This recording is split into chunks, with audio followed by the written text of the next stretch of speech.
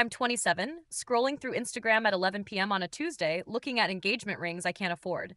Another post, some girl from college I barely knew showing off her Cartier love bracelet. $7,500 investment piece. The caption says investment, right? Her fiance is a surgeon. My phone buzzes. Credit card notification $8,347 due. Minimum payment $284. I close Instagram and open my banking app instead. Checking $1,843. Savings $412. Student loans $67,283. I have a degree from a decent state school. I did everything right. Internships, networking events, informational interviews. I'm an HR coordinator at Pacific Charter Co., a boat rental company. $42,000 a year in this economy. Meanwhile, guys with half my qualifications are pulling 60, 70 grand because they negotiate better or whatever. Fuck excuse people use. So yeah, I've decided if I'm going to be financially secure, I need to be strategic about it. That's not gold digging. That's smart planning. Men marry for looks all the time, trading their resources for youth and beauty. Why is it wrong when women do the same thing? It's literally just economics. I'm not asking for sympathy. I'm just saying I deserve financial security and I'm not going to apologize for pursuing it intelligently. 4 months ago, I barely noticed Ethan. He worked in marine operations. One of the guys who maintains the boats, fixes engines, deals with equipment. Quiet, kept to himself. Honestly, kind of invisible. I'm in management. He's labor. Different worlds. When he'd say good morning in the hallway, I'd give him a tight smile and keep walking. Once he came to my desk with a question about PTO policy, and I was kind of short with him. It's in the handbook, page 12. He thanked me anyway and left. Nice guy, I guess, just not on my radar. Then I overheard a conversation that changed everything. I was in the break room making coffee when Linda from accounting came in with Dave, our operations manager. Did you process Ethan's beneficiary paperwork? Linda was asking the estate stuff from his parents. Yeah, poor kid, Dave said. 3.2 million from life insurance and assets. That car accident was awful. Both parents head-on collision. Happened about 2 years ago. I froze, coffee pot in hand. And he still shows up every day to work on boats, Linda continued. Most people would retire. He's what, 28? 28? Yeah. He's not flashy about it. I don't think most people even know. I turned casually. Wait, Ethan from Marine Ops. Yeah, the quiet one, Linda said. Such a tragedy. At least he doesn't have to worry about money. I finished pouring my coffee and left, but my mind was racing. $3.2 million. That afternoon, I watched him differently. Really looked at him for the first time. Tall, maybe 61. Fit, obviously, from the physical work. Dark hair, strong jawline, good bone structure, objectively handsome. Actually, how had I never noticed? He was in the dock area organizing some equipment, humming to himself, wore cargo pants and a company polo. Didn't talk much to the others around him. I did the math in my head. $3.2 million, even conservatively invested, that's probably $100,000 to $120,000 per year in returns alone. He wouldn't need to work, but he does anyway, which means he's not frivolous, responsible, probably lonely after losing his parents, vulnerable and socially awkward.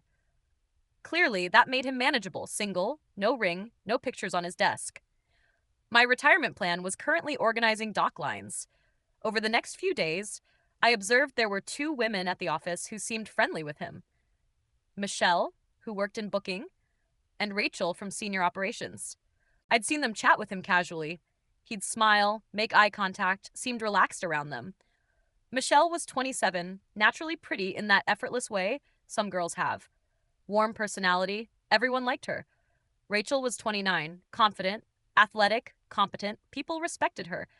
I felt a flicker of something watching them laugh with him. Not jealousy exactly, just awareness. Competition. And then there was Tyler, Ethan's friend from the maintenance crew. They had known each other since high school, apparently. Tyler was protective, always nearby. When I started paying attention to Ethan, Tyler noticed, gave me these suspicious looks. I dismissed him. Ethan's guard dog could bark all he wanted. My plans solidified over the next week. I researched, looked up his parents' obituary, estimated the estate value, calculated investment returns. 18 months. I figured that's how long it would take to make myself indispensable. Then engagement, marriage by 30. I told myself I deserve this. I'm attractive, educated, professional. I can make him happy. This isn't wrong. It's strategic partnership. And honestly, I did kind of like him. He seems sweet. A little damaged, sure, but who isn't? As HR, I also knew exactly how workplace relationships worked, what policies protected people, what evidence mattered in harassment claims, just general knowledge from my job. Completely unrelated. I planned my approach and got to work. Month 1, I shifted my entire approach. Suddenly, I was noticing him. Hey, Ethan. Good morning. Warm voice, real smile. He looked surprised. I'd ignored him for 2 years. Oh, morning, Ashley. I started timing my break room visits to match his schedule. Brought him coffee once. I noticed you take it black. Figured I'd grab you one. Oh, thanks, he said, genuinely surprised. That's really nice of you. I asked about boats, marine stuff. I'd researched the night before. I've always wanted to learn about boat engines. How do you even diagnose a problem? He explained briefly something about carburetors and fuel lines. I wanted to die of boredom, but maintained perfect interest. That's so fascinating. He excused himself pretty quickly. I should get back to the dock. Okay, shy. That was fine. I'd worn him down. Month 2, I upgraded my work wardrobe. Lower necklines, better fits, heels, started finding reasons to touch his arm during conversations. You're so knowledgeable, suggested lunch once. Want to grab Thai food? I usually eat at my desk, he said. But thanks. 20 minutes later, I saw him eating with Tyler. They were laughing about something. Totally comfortable. I felt my jaw clench. 2 years. He hadn't interested me at all. Now I actually wanted him, and he was what? Shy, plain hard to get. 2.5 months in, I was in the bathroom when Michelle and Rachel came in. I was in the stall. They didn't know I was there. Is Ashley okay? Michelle was saying she's been really intense with Ethan lately. Oh my god, yes, Rachel replied. He mentioned it last week. He said she's been persistent and he doesn't know how to handle it. My fists clenched. It's so weird because she ignored him for like 2 years. Michelle continued. Now suddenly she's all over him. Tyler thinks she found out about his inheritance, Rachel said, voice lower. The timing is suspicious. Oh my god. You think she's feckless? I'm just saying the timing is weird. Poor Ethan. He's too nice to tell her to back off. They left. I sat in that stall, face burning, fists so tight my nails cut into my palms. They thought I was a gold digger. They pied him. He'd been talking about me behind my back. Tyler was spreading rumors. Month 3, I doubled down. I wasn't backing off. I'm a modern woman. I pursue what I want. He was just shy, that's all. But watching him talk to Michelle and Rachel like they were actual people while he kept me at arm's length, that stung. I saw Michelle's Instagram story from a company happy hour once. Ethan was in the background, relaxed, smiling at something Rachel said. What did they have that I didn't? Education, career. They were coordinators. I was HR. I outranked them. Then the company announced the annual retreat. 3-day island cruise, team building, chartered yacht, 30 staff. This was it. 3 days on a boat, close quarters, alcohol, romantic setting. I packed carefully. Evening dresses, strategic bikini, outfits that looked casual but weren't. If he rejected me on this trip, well, I knew how harassment claims worked, how investigations proceeded, what evidence was needed. I didn't plan to use that knowledge, but it was there in the back of my mind. Insurance. Day 1 on the yacht, perfect weather, cocktails, trust fall exercises. I positioned myself near Ethan constantly. At dinner, I wore a red dress and sat directly beside him, let my hand rest on his thigh under the table. He shifted away, focused on his food. Want to see the stars after this? I suggested. The deck view is supposed to be incredible. I'm pretty tired, he said. Probably going to turn in early. 20 minutes later, I saw him on the upper deck with Tyler, Michelle, and Rachel, laughing, not tired at all. Day 2, I drank more. Liquid courage. Ethan, want to jet ski together? I'll stick with the group, but thanks. At lunch, I was at the adjacent table. Overheard Tyler quietly. Dude, you need to just be direct. Tell her you're not interested. I don't want to be a dick about it, Ethan replied. What if I'm reading it wrong? You're not reading it wrong. She's been aggressively pursuing you for months. Just be clear. I gripped my drink so hard I thought the glass might shatter. Late afternoon, I noticed something. Ethan's cabin was number 14. Mine was 12, 2 doors apart. The crew was busy. People were in and out of cabins constantly. Many left unlocked during activities. I started thinking strategically. If this didn't work, I needed insurance. Evening came. After dinner around 1000 p.m., Ethan stepped outside to the upper deck. I followed. I'd had 3 glasses of wine, enough to feel bold. The deck layout was perfect. The main lounge was behind us, visible through glass walls. Tyler, Michelle, Rachel, and several others were inside, maybe 15 feet away. They could see us, but the glass muffled sound. I approached, put my hand on his arm. Hey, can we talk privately? He looked uncomfortable, glanced back at the lounge where everyone was visible. Sure. What's up? I moved closer. I feel like there's something between us. I've been trying to get to know you, and I think we could really connect. You feel it too, right? He backed up slightly, hands going into his pockets defensively. Oh, Ashley, I think you're nice, but come to my cabin, I said bolder now, touching his chest. Number 12, we can talk privately. I paused, tried to make my voice sultry. Or we don't have to talk at all. His eyes widened. He stepped back, his back hitting the railing. I really don't think that's appropriate. We work together and I'm not dyslexic. My ego flared. What?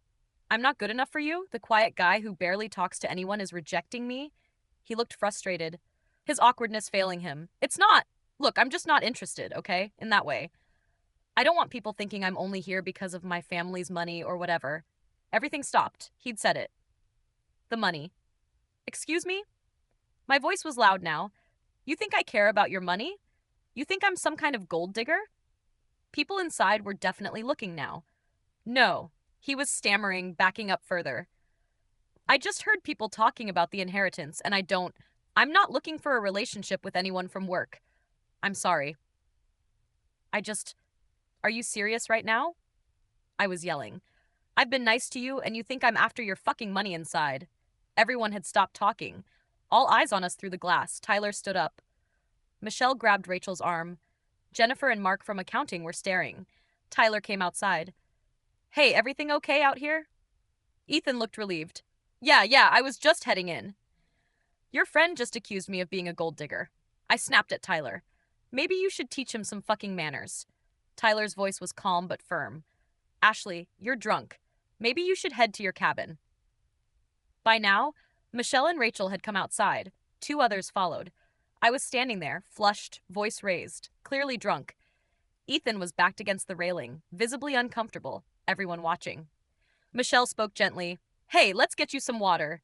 Okay. I shook her off. I'm fine. I'm not drunk. I looked at Ethan. Fuck you. I stormed off toward the cabin area. Behind me. I heard, dude, are you okay? I don't know what just happened. That was intense. And then Mark's voice clear. Was she seriously hitting on him? That was uncomfortable to watch. The walk to my cabin, I passed 3 coworkers in the hallway. They looked at me with uncomfortable expressions. Quickly looked away. Everyone saw. Everyone knew. In my cabin, I paced. He'd accused me of gold digging in front of everyone. They all saw me get rejected. Heard me yell. They think I'm desperate and pathetic. I heard laughter from above the lounge deck. They were probably laughing at me. The desperate girl who got rejected by the quiet, nerdy guy. I looked in the mirror, mascara smudged, face flushed, hair messy. This can't be how this ends. Unless I wasn't the pursuer. Unless he was inappropriate. Unless I'm the victim. My HR training kicked in, harassment claims favor women, burden of proof is low. She said, always sides with her. Company has 0 tolerance policy. If I accuse him, I flip the script. I'm not desperate. I'm a survivor. He's not a nice guy. He's a predator. He humiliated me. He basically called me a slut in front of everyone. He deserves this. 11:30 p.m. I waited until most people were in their cabins or the lounge. I walked the hallway casually. Security camera at the end near the stairs, but the middle section, cabins 10 through 16, no camera, blind spot. 12:15 a.m. I saw Ethan leave his cabin. Head upstairs. Probably couldn't sleep. I waited 5 minutes, then went to the captain's office. Earlier that day, I'd borrowed the master key card under the pretense of needing to check crew quarter supplies, part of my HR duties. I slipped into cabin 14, his deodorant, Old Spice, a charging cable, one of his worn t-shirts from the floor, his phone on the nightstand. I unlocked it. I'd seen his passcode weeks ago. 05117. Deleted our text thread. The friendly good morning messages I'd sent. Scrolled his messages. Nothing incriminating, mostly Tyler, some family. I took a screenshot of his contacts, my number saved as Ashley HR, Emailed it to myself from his account. Deleted the sent email, left my silver hoop earring on his floor near the bed. 12:45 a.m. Back in my cabin. Brown and purple eyeshadow. Fake bruise on my upper arm like a grab mark. Eyeliner. Small red scratches on my neck. Photos. Messed hair. Smudged makeup. Red eyes. I can cry on command. The bruises. Scared expression. Photos of his items in my room. Notes. App. Detailed false account. 10:47 p.m. Ethan followed me to my cabin, pushed his way in when I opened door, touched my arm, grabbed me, made sexual comments, said I'd been leading him on, told him to leave. He wouldn't until I screamed.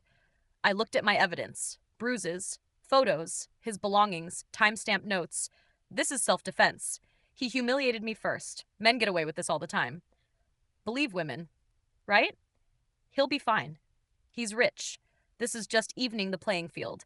I set my alarm for 9 a.m., 9:30 a.m., day 3. I emerged wearing sweatpants and a hoodie. Unusual for me. No makeup, hair in a messy bun, skipped breakfast, went straight to Captain Morrison's office. I was trembling, eyes red. I need to report something. My voice shook. Last night around 11, Ethan came to my cabin. I showed him the photos, bruises, scratch marks, the scared selfie. He followed me after that argument on deck. He said I'd been leading him on. He pushed into my cabin and he touched me. I started crying. His t-shirt, his deodorant. He left these. I don't know why I kept them. I guess I knew I'd need proof. I told him to leave and he grabbed my arm. Here, I showed the bruise. Captain Morrison's face was serious. Did he assault you? He touched me, said things, sexual things. I got away, but I was terrified. 10 a.m. Ethan was called to the office. He looked blindsided. What? No, that didn't happen. She came on to me yesterday. Everyone saw she has physical evidence. The captain said bruises, your belongings in her cabin. What? I didn't go to her cabin, my stuff. How does she... Tyler was called argument confirmed. I was drunk and aggressive. Michelle and Rachel confirmed they saw me approach him, that I was drunk, loud, inappropriate. Those accounts support the argument happened. The captain said they don't disprove what she says happened after. Ethan, you're confined to your cabin until we dock. I didn't do anything. His voice cracked. I swear I didn't go anywhere near her cabin. The trip was cut short. We docked by 3:00 p.m. Week 1, Ethan was suspended with pay. I gave my detailed statement to Karen, the HR director, showed her everything, photos, evidence, timeline. Thank you for coming forward, she said. I know this is difficult. Zero tolerance policy. The company had no choice. By Wednesday, rumors spread. Someone mentioned it at an industry happy hour. Word got around. Gaia Pacific Charter got suspended for harassment. Small industry. Ethan's name circulated quietly. Week 1, Ethan was home suspended. Reputation destroyed. An old colleague texted him, heard some concerning things. Hope you're all right. Might want to lay low. He tried explaining to his aunt. I didn't do anything. She's lying. Even she had doubt. Why would she lie, honey? What would she gain? Week 2. Tyler visited Ethan's apartment. I told the investigators everything. Tyler said, you didn't do anything wrong. It doesn't matter. She has bruises. My things. How? I don't understand. Could she have taken them? How? When? Tyler saw Ethan breaking, not eating, not showering, dark circles. Look, I hate to say this, but this looks bad. She has physical evidence. You have witnesses to the argument, but nothing proving you didn't go to her cabin after. So you think I did it? No. I'm saying even I can see how hard this is to defend. And I know you didn't do it. That broke him. Even his best friend saw how damning it looked. Week 2, Friday. HR investigation concluded. Insufficient evidence to prove claim, but insufficient evidence to disprove it. Company risk assessment. Even if we believe him, keeping him is a liability. If she sues, we're exposed. Ethan received termination via email. Violation of workplace conduct policy and code of ethics. Weeks 2 and 3. Ethan applied to 3 other marine companies. All suddenly filled the position. His name was flagged. He stayed in his apartment, curtains drawn, not answering calls. Tyler kept trying. Please, man, let's get a lawyer. With what? Everyone believes her. I'm done. Week 3. Ethan hadn't eaten in days. He Googled his name, found a Reddit thread, assault at Pacific Charter. Someone had doxed him. His full name in the thread, comments. Another entitled Tech Bee Bro. Betty thought his money would protect him. Glad she came forward.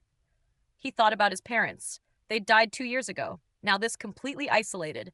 Reputation destroyed. Future gone. I can't live with everyone thinking I'm a monster. Wednesday evening, week 3.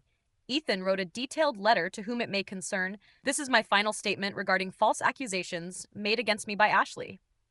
Last name, complete timeline. Names Tyler, Michelle, Rachel, Mark, Jennifer. The deck scene. What she said, what he said, who witnessed. I did not go to her cabin. I do not know how she obtained my belongings. I did not touch her. I did not harass her. Ashley made these accusations after I rejected her advances. She was intoxicated and aggressive. Multiple people witnessed this. I cannot live with my name destroyed and my future ruined over lies. I hope this prevents her from doing this to anyone else. Ashley, last name, falsely accused me to retaliate for rejection. I am telling the truth. He sent delayed emails timed for Thursday 8 a.m. to his estate attorney, the company's CEO, Tyler, his aunt saved to cloud storage, wrote final personal notes. I'm sorry. I can't do this anymore. Please know I was telling the truth. That night, Ethan ended his life. Tyler found him Thursday morning. Thursday morning, I was at work feeling good, professional dress, full makeup, hair done. Ethan was gone, my reputation intact. Everyone believed me. At my desk reviewing new hire paperwork. He humiliated me. Now he lost everything. That's fair. 11 a.m. Michelle walked past my desk, didn't make eye contact. Rachel entered the break room, saw me, left immediately without speaking. I dismissed it. They probably felt guilty they didn't see the signs. 100 p.m. Tyler walked in. He doesn't work Thursdays. Went straight to the CEO's office. Door closed through the glass. Tyler was animated, upset, handing papers to the CEO. The CEO's expression changed. Serious, somber. Meeting lasted 40 minutes. Tyler left, walked past my desk, made direct eye contact. Pure cold hatred. Said nothing, but the look said, I know what you did. A flicker of unease. I pushed it down. 300 p.m. Company-wide email. Subject: heartbreaking news. It is with profound sadness that I inform you of the passing of our former colleague, Ethan, last name. Ethan passed away on Wednesday evening. Our thoughts are with his family during this devastating time. I read it 3 times. Passing. Wednesday evening, my stomach dropped. He's dead. I stood, legs unsteady, went to the bathroom, locked a stall. Genuine shock. A flicker of something. Guilt. Fear. No, I suppressed it. I didn't kill him. He had mental health issues. Losing his parents, then this. But that's not my fault. I was the victim. My hands were shaking. 400 p.m. The office was silent. People crying. Michelle sobbing in Rachel's arms. Tyler sitting with a group talking quietly. People looked at me differently. Suspicion. Confusion. Mark from accounting walked past, gave me a look I couldn't read. Thursday evening alone at home. I googled Ethan last name. Bitchery Ethan last name 28 passed away suddenly. Suddenly equals suicide. Comments gone too soon. You deserved better. Tyler's comment. The truth always comes out. Always. I closed my laptop. Okay, he's dead. That's tragic. But it's not my fault. People die. He must have been unstable. I stared at the ceiling for a moment, then another thought hit me. $3.2 million gone all that time. 4 months of pursuit, careful planning, strategic moves for nothing. I felt a flash of genuine frustration. Not about Ethan, about the wasted effort, the missed opportunity. I opened my phone, started scrolling through LinkedIn, filtering by industry, salary ranges. There were other options, other guys, maybe someone in tech, finance, somewhere with better prospects. Anyway, marine industry was kind of limiting. I took a breath, closed LinkedIn. Okay, regroup. This Ethan thing is done. Once this blows over in a few weeks, I can start fresh. Different approach next time. Maybe someone older, more confident, less complicated. The inheritance was gone, but the strategy was still sound. But Tyler's comment echoed. The truth always comes out. What did he mean? Friday morning. I arrived on time, professional. CEO's office door closed. Tyler inside again. A woman in a suit with them. Lawyer. They were reviewing documents. First real pang of fear. What documents? 11 a.m. I checked LinkedIn. 18 profile views in 24 hours. Normally 1 or 2 per week. Some were former colleagues, some unfamiliar. One was a legal recruiter. Why are people looking me up? Friday afternoon, Jennifer from accounting approached my desk. Ashley, can I ask you something? Sure. What's up? She hesitated. Did you really think Ethan was capable of what you said? I felt defensive. I didn't think anything. I reported what happened. It's just, I've known Ethan for 3 years. He was always so respectful. I don't know. Are you saying I lied? No, I don't know. She walked away. First open questioning. Friday evening, I checked Facebook. Tyler's profile was public. New post from 2 hours ago for my brother Ethan. You told the truth. I promise everyone will know it. Rest easy, man. I've got you. 67 reactions, 34 comments. What happened? Tyler, I'm so sorry. Ethan was a good guy. Michelle commented, the truth is coming. I know it. Rachel, we'll make sure everyone knows who he really was. My stomach nodded. The truth is coming. What truth? I told myself, I'm protected. Believe women. HR sided with me. There's nothing they can do. But doubt crept. What if he left something? What if he wrote something? Friday night, alone in my apartment. Netflix on, but not watching. Phone buzzed, email from Pacific Charter. HR director subject mandatory meeting Monday 900 a.m. Ashley, we need to meet Monday morning regarding new information that has come to light related to your harassment claim. Please do not discuss this with other staff members. This is mandatory. My heart raced. New information? What new information? I Googled frantically. Can a dead person's testimony be used? Results. Statements made by deceased individuals can be admissible. Suicide notes have been used as evidence in defamation cases. If someone makes a statement before death accusing another party of false allegations, it can be grounds for investigation and potential charges. My breathing quickened. Second buzz. Text from unknown number. You should get a lawyer. Monday is just the beginning. Tyler, I dropped the phone. Sat in silence. What did he write? What do they have? The cameras. Did I miss one? The master key. Can they trace that? My thoughts raced. Okay, I have evidence. Photos, his stuff. They believe me. But if he left a note, if he told his version, no, I'm the victim. Believe women. That's the rule. But what if they don't? I looked at my reflection in the dark TV screen, still saw myself as the victim. I didn't do anything wrong. He embarrassed me. He deserved consequences. His death isn't my fault, but my hands wouldn't stop shaking. If this confession kept you hooked, make sure to subscribe, like, and share. We share powerful true stories every day that explore the complex realities of life.